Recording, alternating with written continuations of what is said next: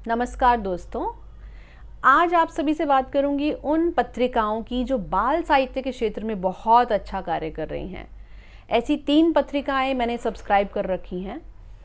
अक्सर हमें ये शिकायत रहती है कि बच्चे किताबों को हाथ नहीं लगाते और मोबाइल में घुसे रहते हैं।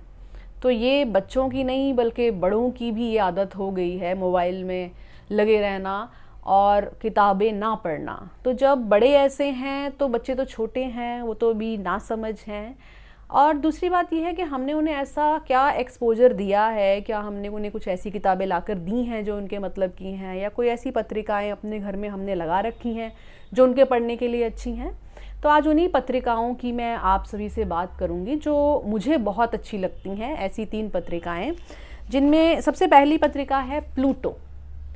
प्लूटो जो है वो एकतारा प्रकाशन प्रकाशित करता है इसे, और नाम भी इसका बड़ा प्यारा है। और 4 से 10 साल के जो बच्चे हैं उनके लिए ये पत्रिका बहुत अच्छी है। अगर आप इसमें चित्रों पर नज़र डालेंगे तो देखिए कितने अच्छे अच्छे, कितने इनोवेटिव चित्र जो है इस पत्रिका में हैं।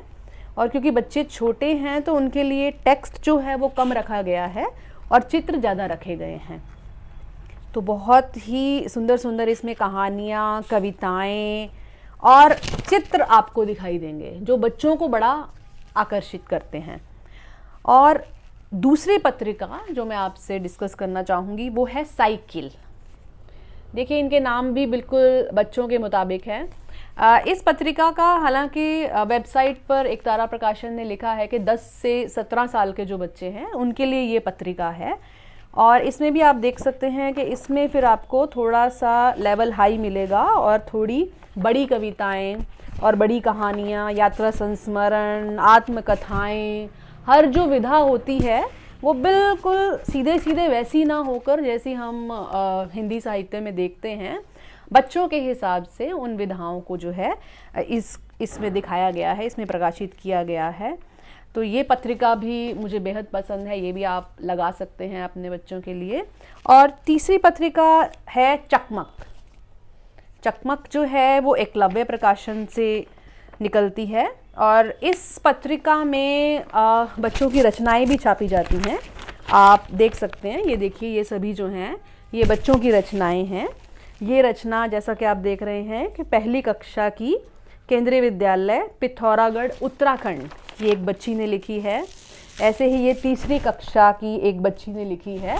तो इसमें आप, अगर आपके बच्चे जो हैं ड्राइंग करते हैं या कुछ लिखते हैं तो इसमें आप उनकी रचनाएं भी भेज सकते हैं। तो इस तरह की पहेलियां वगैरह हमें याद है, हम जब छोटे थे तो नंदन, चंपक या बाल भास्कर, उसमें इस तरह की चीज़ें आती थी तो बड़ा मज़ा आता था इन सबको करने में। अब आप बच्चों को इस तरह की चीज़ें देंगे ही नहीं तो वो किस तरह इन सब चीज़ों को सीखेंगे। तो इसमें कुछ विज्ञान से संबंधित या गणित से संबंधित पहेलियाँ भी होती हैं जो बड़े बच्चों के लिए भी बहुत अच्छी हैं, जब थोड़ा बड़े हो जाते हैं। हर लेवल के बच्चे के लिए चकमक पत्रिका जो है अच्छी है। मैंने तो बल्कि इनके सभी पुराने अंक भी मंगवा कर पढ़ लिए हैं। ज़रूरी नहीं है कि बाल साहित्य है तो केवल इसे बच्चे ही पढ़ें। बच्चों से जुड़ा हुआ हर वो इंसान, वैसे तो कौन इंसान है जो बच्चों से नहीं जुड़ा हुआ, प्रत्यक्ष या अप्रत्यक्ष रूप से, चाहे वो टीचर हो, पेरेंट्स हो, सोसाइटी हो या कोई भी व्यक्ति, बच्चों से तो हर इंसान जुड़ा हुआ है। तो आप स्वयं भी इन सब चीज़ों को पढ़ सकते हैं। आपको पढ़ना चाहिए और देखना चाहिए कि बाल साहित्य में आजकल क्या क्या चल रहा है, बच्चे खुद क्या रच रहे हैं, उनकी रचनाएं कैसी हैं। तो अगर अपने अंदर का बच्चा बिल्कुल आपने मार नहीं दिया है तो आप खुद भी इन सभी पत्रिकाओं को पढ़िए। मैं तो पढ़ती हूँ हर महीने, बड़ा मज़ा आता है। चकमक जो है वो हर महीने आती है और प्लूटो और साइकिल 2 महीने में एक बार आती हैं। एक क्रेज़ होता है जब पत्रिका आती है ना, तो ऐसा एक क्रेज़ भी होता है कि हाय अब की बार इसमें क्या कुछ होगा, कैसे चित्र होंगे। तो वो क्रेज़ ही हमें बच्चों में भी पैदा करना है। तो धीरे धीरे बच्चों को इसकी आदत लग जाएगी और फिर जब बचपन में ये सब चीज़ें पढ़ेंगे तो बड़े होकर भी साहित्य की तरफ वो लौटेंगे मेरे ख्याल से। और शायद कुछ देर के लिए मोबाइल को छोड़ दें और आप भी छोड़ दें, बच्चों के साथ पढ़ें।